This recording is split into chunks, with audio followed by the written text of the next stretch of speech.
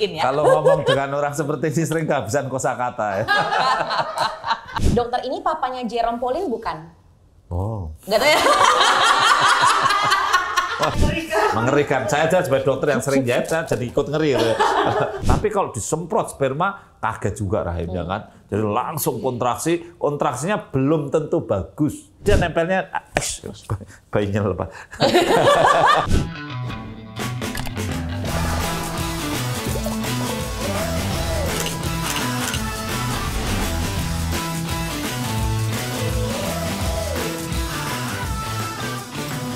Assalamualaikum warahmatullahi wabarakatuh, sahabat muda dan keluarga muda. Jumpa lagi dengan saya Dr. Hasto di Diagnosa, dialog ringan obrolan santai. Dan hari ini saya punya tamu muda ini, anak muda, generasi muda yang ramai sekali. Kalau ngomong ramai sekali ini belum ditanya aja udah ketawa. Udah ketawa duluan ya.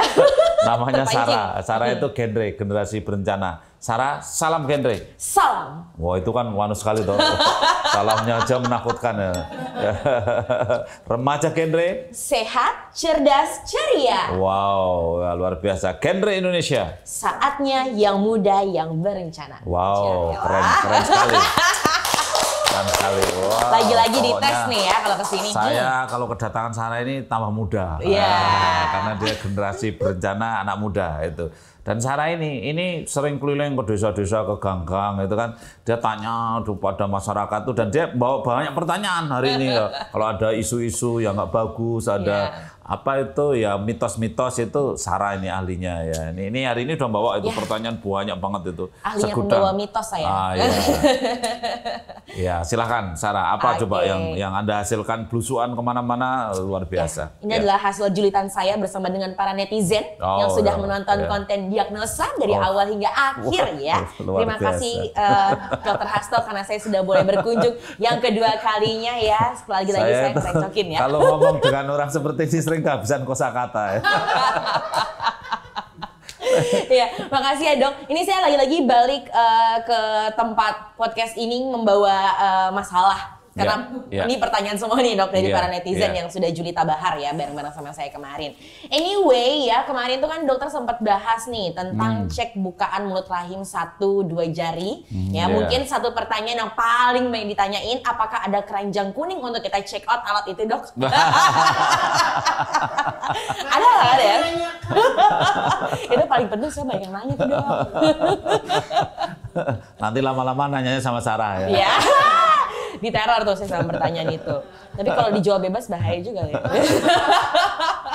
Saya pernah loh, itu ada kan orang banyak tanya ya, banyak tanya gitu. Kemudian HP saya yang ngambil ajudan saya, supir itu yang ngambil, wah, tanya apa itu? Oh, tanya tentang ini macam-macam tentang kesehatan reproduksi. Karena apa? Supir saya udah, wah nih nggak mungkin bapak bisa jawab. Akhirnya dijawab diri sama supir. Jawabannya di papsir saja. Jadi apapun pertanyaan sama supir bisa papsir saja. Wah, ini konyol juga. Biar cepet ya. Oke, anyway, aku pengen balik ke pertanyaan yang benerannya nih dok. Ini pertanyaan datang dari Nazila ya. Nazila nanya, kalau misalnya sudah pembukaan lengkap, itu yang masuk berapa jari tuh dok? Ini. Jarinya semua. Penasaran nih kita. Jarinya tetangga masuk semua. Waduh. Jadi gini ya, ini serius ya, ini serius. Serius. Ini, meskipun Sarah belum punya pengalaman, tapi ini serius ya. Jadi sahabat muda, ibu-ibu muda, keluarga muda. Jadi kalau hamil kemudian mau melahirkan, itu memang bukanya itu 10 cm maksudnya. Jadi pembukaannya 10 itu 10 cm. Nah, kalau dokter meriksa itu hanya dengan 2 jari. Itu ya. Jadi mereka buka 10 pun hanya dengan 2 jari, Om. Kita periksa. Oh, jarinya diregangkan begini gitu ya. Oh, ternyata sudah buka lebar gini, sisanya tinggal 1 cm yang belum, berarti bukanya 9 cm. Tapi sisanya udah habis, nggak ada lagi sisanya. Mulut rahimnya udah habis, sudah teregang semua. Oh, berarti itu 10 cm, begitu ya. Nah, jadi berapapun bukanya, dokter periksanya dengan 2 jari ya. Tadi pertanyaan berapa jari bisa masuk itu. Memangnya jari banyak rame-rame kan juga enggak. Tapi tetap hanya dengan 2 jari. Tapi kepala bayi kalau sudah 10 cm kepala bayi akan masuk. Karena akan bisa lahir.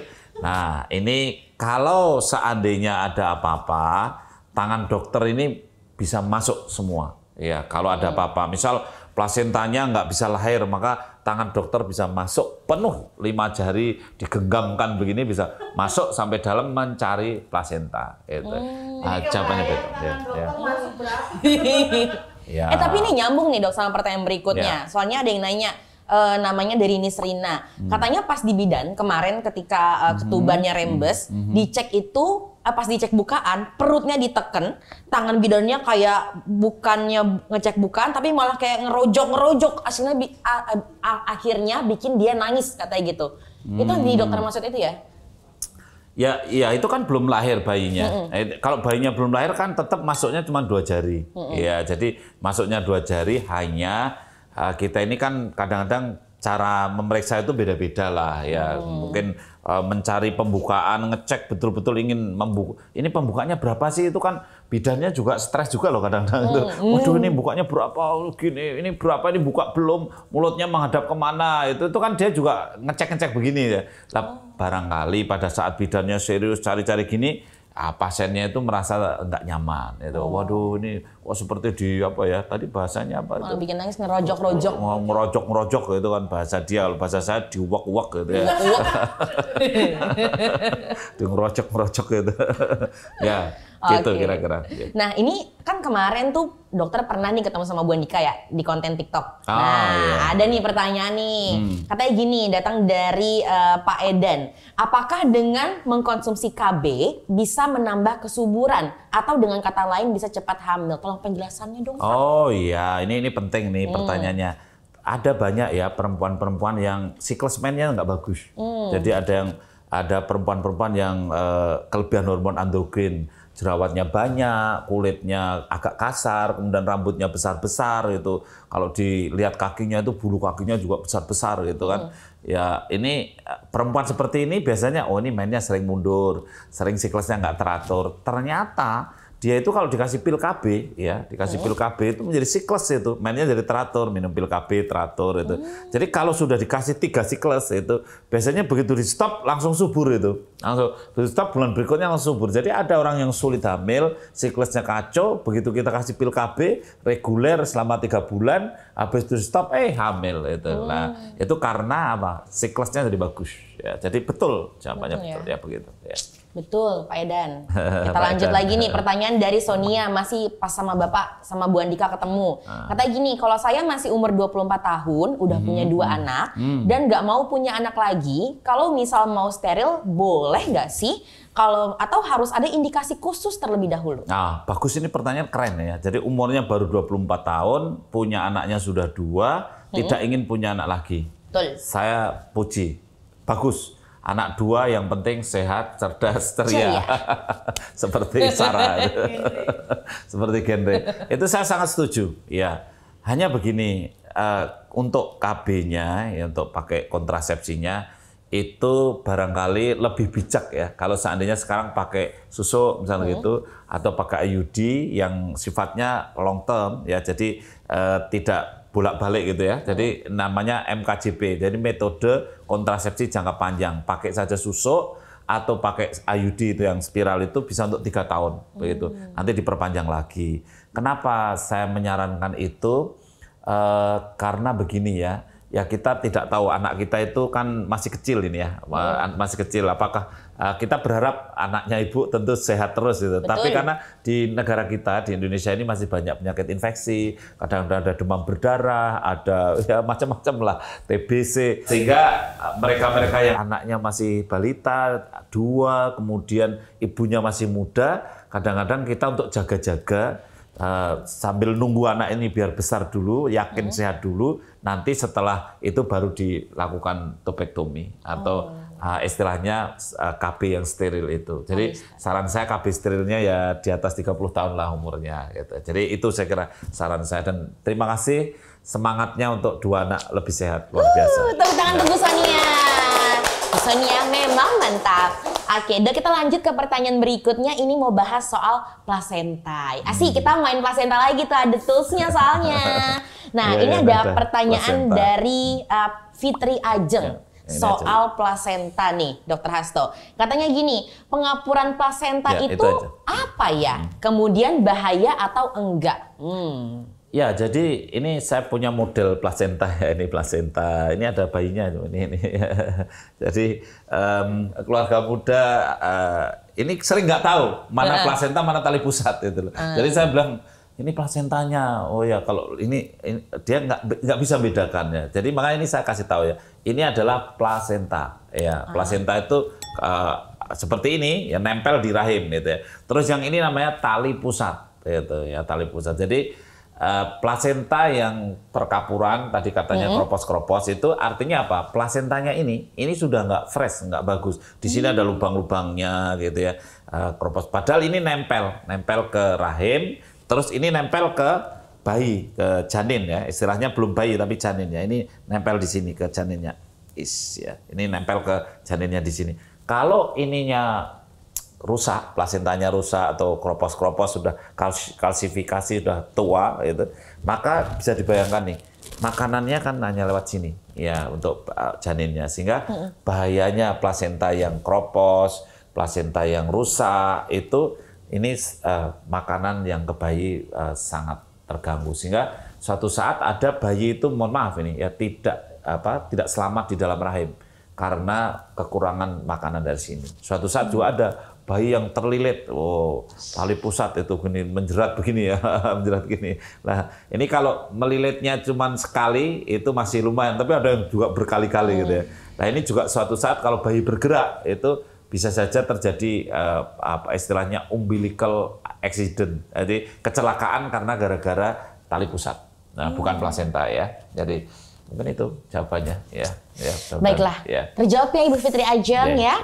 Kita lanjut ke pertanyaan dari Dinda Lil Hawadis. Katanya kalau plasenta menutupi jalan keluar anak itu gimana ya Dok?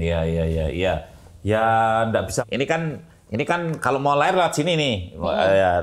Kalau plasentanya ada di sini ya, nempel di sini. Kemudian bayinya ada di atasnya, gimana mau lahir gitu. Kalau bayinya ada di sini, gimana mau lahir coba? Kan nggak bisa. Gimana? Ini kan tertutup ya, tertutup. Nah, dan bahaya karena apa? Plasenta itu nempel itu kalau terkoyak sedikit saja kan berdarah, robek.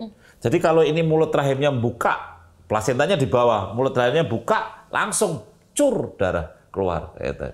Sehingga kalau ada ibu hamil, plasentanya di bawah berdarah, wow. Itu berbahaya. Ya. Jadi ada dangerous placenta, ada plasenta yang berbahaya. Ya. Nah, ini plasenta yang menutupi jalan lahir. Ada plasenta yang tidak menutupi jalan lahir, tapi letaknya di belakang ini, belakang dan bawah. Ini juga bahaya. Gitu. Nah, ini tidak nutupi, tapi letaknya nempel di sini. Harusnya plasenta letaknya kan di atas, harusnya di atas. Tapi dia nempelnya, bayinya lepas.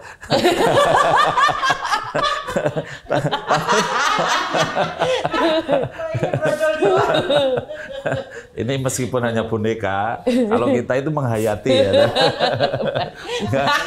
Keterkejutan kita itu melebihi kalau ini anak beneran itu ya, karena kita menghayati ya. Jadi kalau plasentanya nempel di sini, ini juga tidak bisa lahir, dangerous placenta. Karena apa? Bayi kepalanya harus begini, harus lewat di sini, ya harus lewat sini. Kalau dia pada saat kepala lewat di sini, ini kepala ini keras nih, kepala keras ya. Kemudian plasenta itu nempel di belakang, ini juga keras nih, tulang di pinggang punggung tadi, ini keras. Jadi kalau plasenta ini nempel di sini, di rahim tapi nempelnya di sini, di belakangnya ada tulang, nanti kena tulang bayinya, maka plasenta bisa hancur, ya bisa akhirnya berdarah juga. Oleh karena itu plasenta yang nutupi, plasenta yang letaknya di belakang tapi rendah, memang dokter biasanya menyarankan untuk tidak dilahirkan biasa, tetapi harus disesar. Ya begitu. Ya jelas saya kira. Ya. Jelas sekali. Baiklah kita ke pertanyaan berikutnya dari Nyonya Cho Kim. Saya 2 kali melahirkan, plasentanya hancur. Apa benar karena suka minum kopi? Waduh. Ini kopi dari disalahkan ya.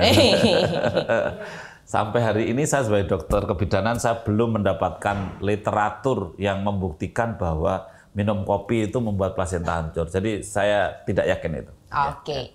Kita next ke pertanyaan berikutnya. Ini datang dari Aning Rivaldi. Kalau plasenta lengket gimana dok? Katanya kan kalau banyak makan mie mulu bikin ari-ari lengket sama nempel banget katanya.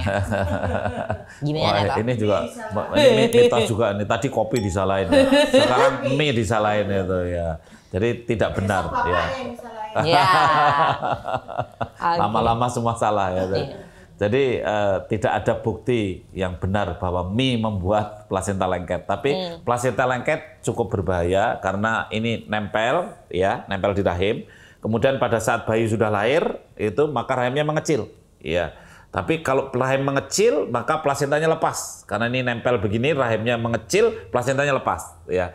Tapi kalau plasenta ini mengakar masuk ke rahim, nancep di rahim, maka rahimnya ngecil, plasenta tetap nggak lepas. Ya. Nah, sehingga plasenta itu nancap di rahim dan ini berbahaya karena sering terjadi perdarahan. Sehingga akhirnya apa? Terpaksa diambil. Ya. Kalau yang nancap sampai ke dalam memang harus pakai operasi kadang-kadang. Tapi ada juga yang sulit lepas, tidak nancap tapi sulit lepas. Sehingga terpaksa dokter atau bidan mengambil plasenta ini dengan tangannya. Nah kalau diambil ini ya hampir pasti hancur lah plasentanya itu. Ya sehingga plasenta harusnya keluarnya utuh gitu, tetapi suatu saat memang ada lengket sehingga harus diambil, harus dipaksa itu sehingga plasentanya hancur. Tapi hal itu kan tidak masalah ya karena hancurnya kan setelah bayi lahir. Jadi tidak ada masalah. Yang penting ibunya sehat, bayinya sehat. Ibunya sehat, bayinya sehat. Oke, kita lanjut ke pertanyaan berikutnya dari Salty Egg. Assalamualaikum. Waalaikumsalam. Mau tanya, aku lagi hamil 14 minggu tapi ada benjolan di sebelah kanan. Itu apa ya? Kayak nyeri setiap mau posisi tidur gitu. Hari ini sudah cukup tidak ada kesulitan untuk melakukan diagnosa ya. Jadi makanya kalau ada orang hamil merasa, ini kan cuma merasa ya. Merasa ada benjolan, merasa ada apa. Kadang-kadang ada yang hamil itu baru 2 bulan merasa sudah ada yang jalan-jalan. Perutnya sudah merasa bergerak-gerak itu kan merasa. Nah, tapi hari ini USG menjawab itu saya kira. Jadi lakukan USG, saya yakin akan terjawab. Itu apakah itu benjolan benar atau tidak? Saya nggak yakin. Atau hanya perasaan aja ya? Ya, atau hanya perasaannya. Yang membenjol perasaannya. Kalau ngomongin perasaan nih harus ada sesi khusus nih. Kita lanjut ke pertanyaan Ira Purnama 19. Plasenta itu di dalam kantung ketuban atau di luar kantung ketuban ya dok? Wah ini pertanyaan bagus juga ini. Keren ini pertanyaannya ya. Jadi begini ya. Ini kan tadi plasenta ya. Ini plasenta itu nempel di rahim, plek gitu. Terus ini ada kantong ketuban. Nah, ini kantong ketubannya ini gini ya, aslinya gini ya. Ini kantong. Jadi ini plasenta nempel di rahim, terus ada selaput ketuban. Nah, bayi itu hidupnya ada di dalam selaput ketuban begini, ya gitu ya. Jadi ini begini, terus ini selaputnya kan utuh begini, ya utuh begini.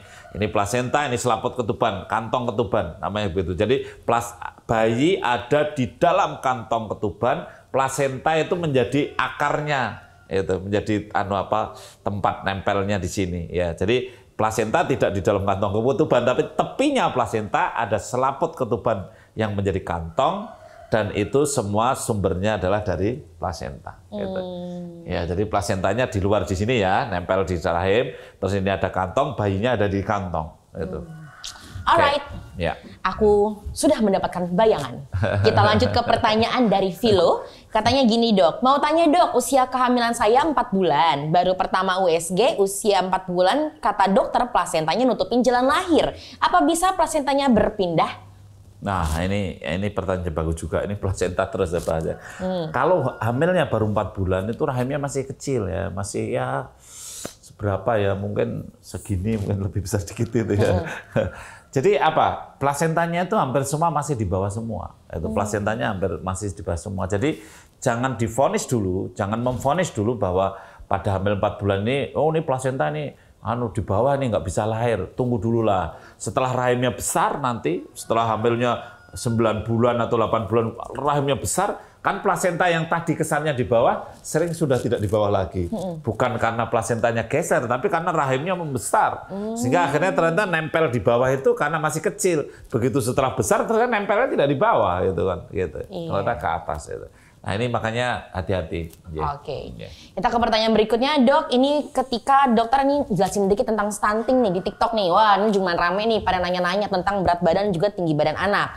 Yang pertama dapat pertanyaan dari Vina. Katanya gini, Dok. BB anak naik cuma beberapa ons, tapi tinggi badannya ya nambahnya lumayan. Apakah aman, Dok? Soalnya banyak yang bilang anaknya terlalu kurus. Ya, jadi kan begini. Ada anak yang wasting, ada yang stunted itu. Kemudian ini kan yang dilihat berat badan itu ada grafiknya sendiri. Kan ada kartu menuju sehat. Berat badan versus umur. Nah, tolong dong kalau merasa anaknya berat badannya nggak naik-naik, petakan di kartu menuju sehat, namanya KMS itu. Berat badan versus umur. Dia ada di garis hijau atau kuning atau merah gitu ya. Jadi ada garis titik-titik juga itu. Jadi ada atau malah di bawah garis merah lah. Kalau dia itu masih di kelompok yang hijau, saya kira masih bagus. Tapi kalau di bawah garis merah, wah itu berarti memang dia terlalu kurus. Gitu. Jadi sekali lagi kalau urusan berat badan, tinggi badan, petakanlah dengan kartu menuju sehat. Saya kira sudah cukup representatif itu untuk melihat dia itu kurang atau tidak, gitu aja. Ya. Nah ini kebalikannya nih, Dok. Ini soalnya dia bilang ngerasa orang tuanya tinggi-tinggi, tapi anaknya berat badannya cepat nambah. Tapi tinggi badannya lama nambahnya, padahal orang tuanya tinggi-tinggi. Ada pengaruh memang ya, jadi begini ya. Jadi kalau kita bicara stunting itu orang atau bayi, janin yang bakatnya itu adalah dia tinggi, bakatnya cerdas. Tapi gara-gara asupan gizinya itu kurang normal, suboptimal nutritional, atau dia itu sakit-sakitan, suboptimal health, maka kemudian dia tidak mencapai pertumbuhan yang optimal, tidak tinggi, mungkin juga tidak cerdas, dan seterusnya. Nah makanya sebetulnya kalau tadi orang tuanya tinggi, ibunya tinggi, tapi anaknya kok enggak tinggi-tinggi, kalau menurut saya itu ya, sudahlah kita kembalikan aja ke grafiknya tadi. Jadi apakah dia betul-betul memang di bawah standar atau tidak itu? Kalau di bawah standar ya segeralah ke dokter. Jadi bisa pakai patokan yang grafik tadi ya, Dok ya? Grafik tinggi badan, umur, itu penting. Siap. Nah kita ke pertanyaan berikutnya ya, Dok ya. Ini dari Rebecca Prayogo. Mau tanya, apakah tes NIPT itu perlu atau ada kategori saja yang sebaiknya melakukan NIPT? Ya ini pertanyaan bagus ya. Jadi kan ada pemeriksaan yang non-invasif untuk mengetahui kelainan pada kehamilan atau bayi. Kita tahu ya ada bayi yang kelainan genetik ya. Ada yang namanya Down syndrome misalkan begitu. Down syndrome itu sebenarnya kelainannya ada di kromosom. Ya. Nah ini maksudnya apakah perlu pemeriksaan itu? Sebetulnya sih kalau saya sebagai dokter itu perlu yang namanya diagnosis. Untuk mengetahui apakah ada kelainan-kelainan itu perlu tidak, jawabannya perlu ya. Karena itu akan tahu lebih dini ya, secara dokter bagus ambil darahnya sehingga bayinya itu kan tidak terganggu ya, non invasif ya, hanya diambil darahnya, misal darah ibunya diambil, kemudian ada juga sekarang yang minimal invasif lah. Jadi mengambil cairan air ketuban sedikit itu juga ada, bisa menganalisis kromosomnya untuk mengetahui bayinya itu ada kelainan genetik atau tidak ya. Hanya pesan saya begini, itu bagus dan perfect.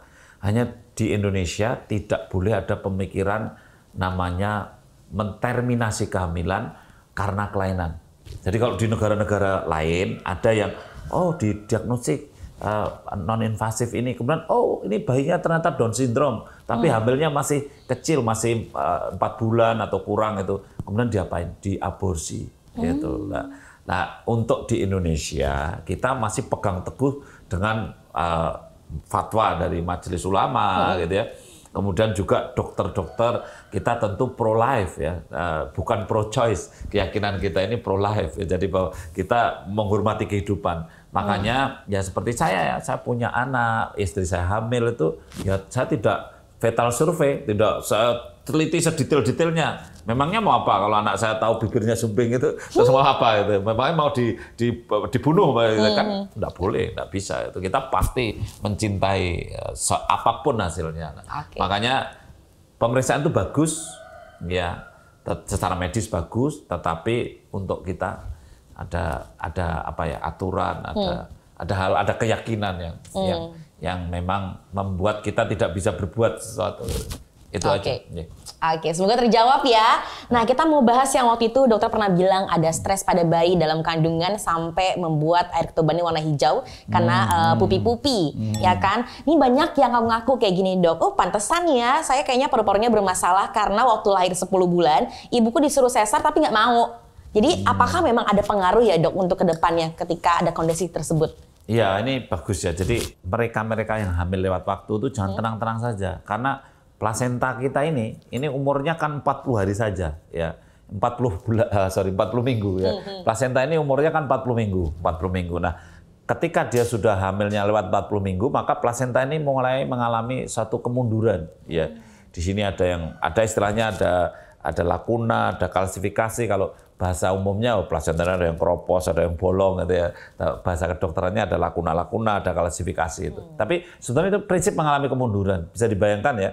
Plasenta yang bertanggung jawab mengambil makanan dari ibu, kemudian disalurkan ke janinnya, itu ternyata mengalami suatu kemunduran. Sehingga akhirnya apa? Janinnya tidak mendapat makanan cukup. Nah, seperti orang tercekik. Gitu. Ini kan mendapatkan oksigen, mendapatkan makanan dari sini. Tapi kalau tercekik itu ternyata apa refleksnya bayinya? Kalau tercekik itu, dia terberak-berak itu. BAB, BAB di dalam. Nah kalau bayinya BAB di dalam, namanya mekonium. Jadi beraknya warnanya hijau, itu. Lah kemudian cairan dari BAB-nya itu memenuhi air ketubannya, mengotori air ketuban, sehingga akhirnya bisa masuk ke paru-paru bayinya, janinnya. Nah itu kemudian sering bayi lahir tetapi nangis bentar, habis itu karena kemasukan air ketuban yang kotor, akhirnya paru-parunya mengalami masalah. Itu. Nah jadi biasanya kalau ada masalah ini ya masalahnya ya beberapa hari setelah melahirkan ini sering ada yang kritis, ada yang perlu perawatan itu. Karena aspirasi air ketuban memasukkan termasuk paru-parunya termasuk air ketuban yang mengandung kotoran feses sebetulnya. Itu. Jadi emang berpengaruh ya sampai ke paru-paru ya, Dok? Iya, ya. Oke. Ini pertanyaan dari Kinon nih selanjutnya. Dokter, ini papanya Jerome Pauline bukan? Oh. Gak tahu ya. Gak tau ya, aku ngerasa karena dokter makin viral kayaknya, jadi pada bilang, ini papanya Jerome Pauline bukan ya? Gitu. Mungkin karena sama-sama pinter kali ya, gitu. Iya dokter. Tambah GR saya. Ya, tapi bukan ya dok ya? Menjawab aja. Iya, jelas bukan lah. Bukan ya? Bukan ya Kinon. Guys, kalau masih ada yang nganggap ini dokter Hasan ini adalah ayah Jerome Pauline, bukan ya guys? Gitu kok masih suruh jawab saya tuh. Ya biar nggak penasaran, namanya juga netizen kan dok. Oke, nah kita lanjut lagi ke pertanyaan berikutnya. Ini soal berhubungan seksual pasca melahirkan ya dok. Banyak yang nanya, lumayan ya. Katanya gini, dari Nindya Doris, maksudnya sudah habis masa nifas 42 hari, terus tunggu lagi sampai dengan 1,5 bulan ya dok untuk bisa ngelakuin hubungan seksual lagi. Ya ini menarik ya, jadi kapan Anda boleh hubungan seks ketika istri habis melahirkan gitu ya. Jadi sebetulnya kan gini, nifas itu 42 hari. Ya. Jadi kalau nifas sudah bersih, itu sebetulnya boleh. Ya, jadi setelah nifas bersih boleh. Nifasnya itu 42 hari, tetapi ya dicek betul gitu loh. Maksud saya kan, makanya kemudian kita ya udahlah 1,5 bulan gitu. Kalau 1,5 bulan itu kan 30 hari ditambah 15 hari kan lumayan sudah jadi 45 hari gitu ya. Jangan terus ngitung terus begitu 40 hari langsung 42 hari. Karena apa? Itu kan rata-rata ya, 42 hari itu rata-rata. 42 hari dicek betul, oh sudah bersih, sudah nggak keluar darah sama sekali, lendir nggak ada, sudah bersih betul, ya boleh. Jadi bukan 42 hari plus 1,5 bulan, wah kelamaan, kasihan suaminya. Iya, ya, kasihan. Ada yang curhat sampai ngitungin suaminya. Nah iya, sampai menghitung hari yang kasihan. Ya. Jadi boleh, jangan sampai ditambah 1,5 bulan lagi, terlalu lama. Lama ya. Jadi akik nanti katanya. Oke, kita lanjut ke pertanyaan dari Virgo nih. Kalau habis jalanin kuret, kira-kira kapan ya bisa berhubungan badan lagi? Ya, biasanya kuret itu karena abortus. Dan abortus itu biasanya hamil kurang dari 20 minggu. Sehingga rahimnya relatif masih kecil. Sehingga biasanya nifasnya hanya 2 minggu. Sehingga kalau nifas 2 minggu udah bersih, saya kira bisa hubungan seks. Jangan nunggu 1,5 bulan juga. Ya. Oke. Ya, suara para laki-laki nih kayaknya mewakili. Oke, kita lanjut ke pertanyaan dari Widi. Ini berhubungan sama laki-laki nih ya, jadi jangan merasa ya para laki-laki di sini. Katanya gini, aku baru melahirkan udah 2 bulan jahitan obras, tapi suami selalu minta solusinya gimana ya guys? Karena aku masih takut dan trauma terhadap jahitanku. Bagaimana nih? Saya belum bisa memberikan solusi, tapi laki-laki termasuk dokter. Ini bahasanya tuh, aduh. Gimana nih guys? Ini saya baru melahirkan dengan diobras itu kan, waduh. Iya. Kayak baju aja diobras. Jadi nggak ada itu orang dokter jahit diobras itu nggak ada itu. Namanya netizen kan punya bahasa sendiri. Perlu saya kasih tahu ya. Jadi bahwa vagina jalan lahir perempuan ini gitu. Ada namanya perineum ya. Ada perineum itu vagina sampai ke anus itu namanya perineum daerah situ. Kan robeknya di situ tuh, iya kan? Robeknya di situ. Biasanya memang dokter merobek ke sebelah kirinya pasien, nah, digunting gitu ya, supaya kepala itu lahir dengan sukses itu. Tapi kalau pas melahirkan pantatnya diangkat, itu maka kadang-kadang robeknya tambah lebar gitu ya. Bahkan ya ada yang digunting ke kiri, robeknya ke kanan itu ada, karena peristiwa itu sering heroik gitu ya. Ya, jadi mungkin jahitannya agak banyak, ada jahitan dalam, ada jahitan luar itu ya berlapis-lapis, tapi tidak diobras ya, tidak nanti bahasanya jadi mengerikan. Saya aja sebagai dokter yang sering jahit, saya jadi ikut ngeri gitu. Kalau bahasanya netizen itu begitu ya. Nah, tapi hanya berlapis ya, jahitannya berlapis. Nah, tapi gini ya, Allah tuh maha segala-galanya. Ternyata daerah yang namanya dari vagina, mulut vagina sampai muara vagina sampai ke anus yang namanya perineum yang sering digunting dan sering robek itu, ternyata daerah itu sembuhnya itu sempurna. Ya, cepat sembuh dan sembuhnya sering sempurna. Ya, meskipun ada hal-hal tertentu yang di luar kemapanan itu menjadi betul-betul ada masalah itu ada, tapi mayoritas itu cepat sembuh di luar dugaan saya. Itu. Jadi artinya waktu saya jahit itu, kayak gitu, ya sudah nggak karu-karuan lah gitu. Tapi setelah kita rekonstruksi itu hasilnya itu luar biasa, beda. Kenapa? Dicek lagi ya? Oh iya dong, harus dong. Hasil ini yang merusak siapa, yang memperbaiki siapa ya. Kita sebagai dokter begitu ya. Jadi di luar dugaan, hasilnya bagus. Karena daerah situ perineum dan vagina itu ternyata kalau dijahit itu penyembuhannya bagus sekali. Beda dengan yang di punggung atau mungkin di dada, itu kalau luka dijahit itu sering ada keloid, ada bekasnya itu, daerah yang teregang soalnya, mudah teregang. Di lutut itu kalau luka itu sering bekas lama sekali, nggak sembuh-sembuh itu, karena di situ daerah yang teregang. Tapi vagina daerah yang sangat terlindungi, ya, sangat terlindungi, dia juga tidak jarang teregang-regang gitu ya, sehingga akhirnya sembuhnya juga bagus. Makanya jangan khawatir, ya, jangan misalkan, ini sudah 2 bulan nggak berani hubungan sama sekali tadi katanya ya. Padahal cobalah cek itu bekas jahitannya, kan kalau udah 2 bulan udah bagus sekali. Saya pernah loh ada suami yang trauma, itu pernah saya. Jadi suami yang trauma? Suami trauma. Jadi suami saya minta untuk nemani melahirkan ini ya. Suaminya memang gagah itu. Saya mau mendampingi istri saya. Waktu itu ya, waktu saya jahit dia dampingi saya jahit gitu. Ternyata setelah itu dia datang 6 bulan berikutnya itu datang tuh dengan itu nggak gagah-gagah amat lagi. Jadi karena apa? Dokter, ini saya nggak pernah hubungan seks lagi. Loh kenapa itu? Karena saya trauma lihat waktu dokter jahit istri saya itu kan, kayak gitu, dodol duel katanya gitu. Lah, saya bilang, Pak, itu Bapak itu secara psikologis. Jadi waktu itu Bapak kan minta ingin mendampingi, tapi secara psikologis ternyata dia trauma. Itu akhirnya dia pada saat dia mau hubungan dia ingat lagi, waduh, kayak gitu waktu itu ya, gitu kan. Terus akhirnya dia enggak semangat lagi, takut sama lagi itu.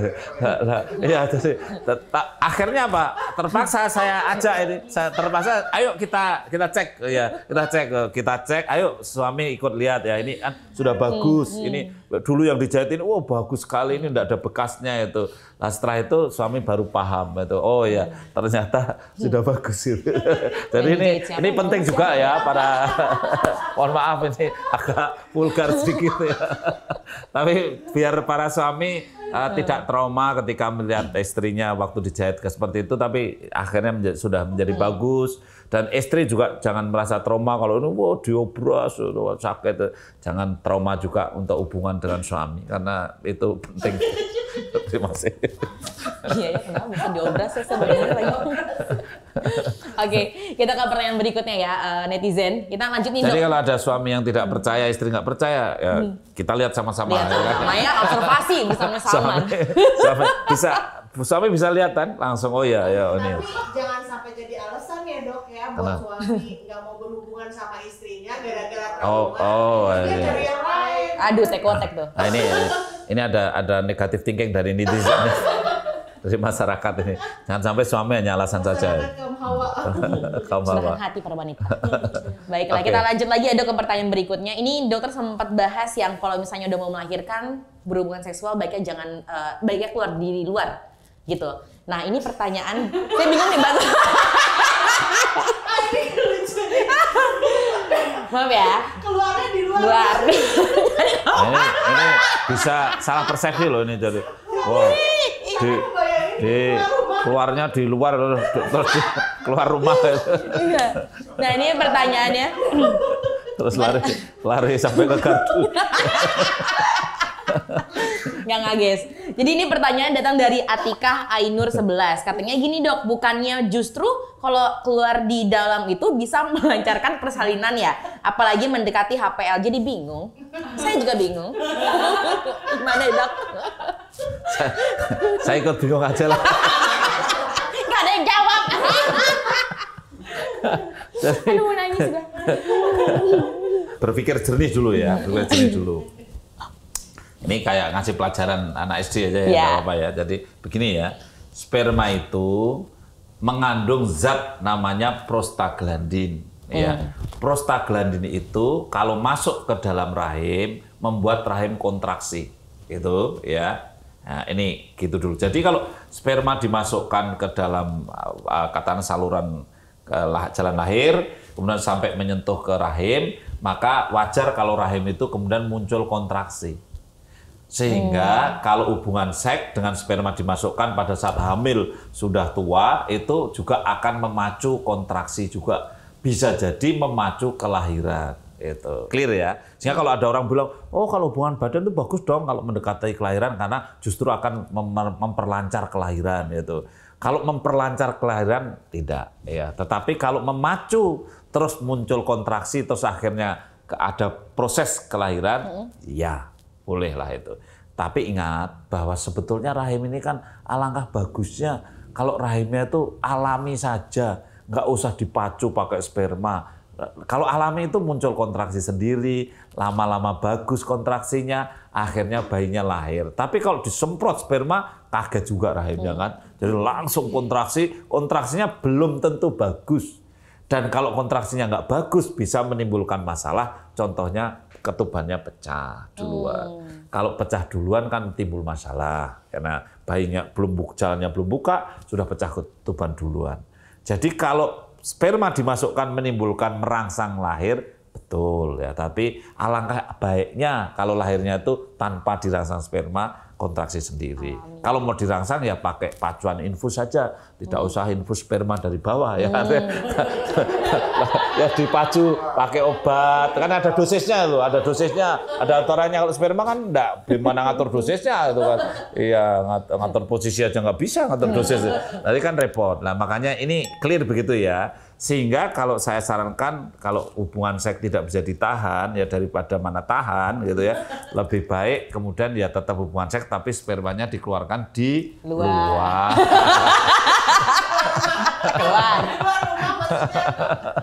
Jadi ada coitus interruptus. Ya, begitu mau ejakulasi interupsi. Tahan. Interruptus. Saya harus keluar dulu. Keluar dulu. Setelah yang satu ini. Tetap didiagnosa. Cakep. Gitu ya, clear ya? Oke, clear. Kita lanjut, ini pertanyaan terakhir untuk sesi kita hari ini ya. Datang dari Swag Robot. Yo, katanya gini Dok. Dok, masalah ambeien apakah mempengaruhi kehamilan normal? Ambeien? Ya, baik. Jadi gini ya, ini pertanyaan bagus karena banyak orang yang ambeien terus takut. Ya, karena ambeien keluar darah, takut melahirkan, takut ngejan gitu dan seterusnya ya. Ambeien pada ibu hamil itu hal yang ya sering terjadi ya. Ya meskipun tidak sering sekali, tapi beberapa terjadi. Karena apa? Karena tekanan pada bayi untuk kehamilan itu kemudian membuat ambeien itu kan sebetulnya seperti varises ya.